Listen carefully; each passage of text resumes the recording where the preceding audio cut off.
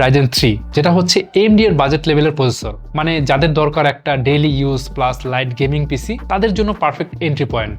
Ryzen 3 সাধারণত যা cover করতে পারে সেটা হচ্ছে web browsing, YouTube, Netflix, online class, Zoom, Word, Excel, PowerPoint আর লাইট গেমিংও করা যায় ডিসেন্ট সেটিংসে। কিন্তু সমস্যা রাইজেন 3 না, সমস্যা হলো মানুষের এক্সপেকটেশন।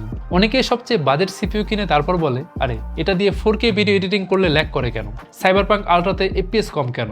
তো বিষয়টা এমন, আপনি একটা স্কুটার কিনে বলছেন, আরে এটা দিয়ে নৌকা কেন টানতে পারছি না। তো রাইজেন 3 এর কাজ হলো বাজেটে ভালো পারফরমেন্স, ওয়ার্কস্টেশন বানানো না।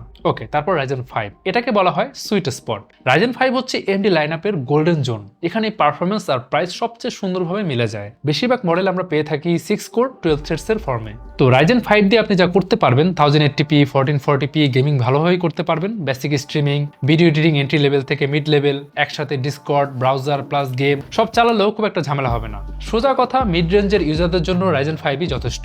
যদি just Minecraft, league of legends, Valorant, PUBG এসব গেম খেলার জন্য প্রসেসর নিতে চান তাহলে রাইজেন 5ই নেন।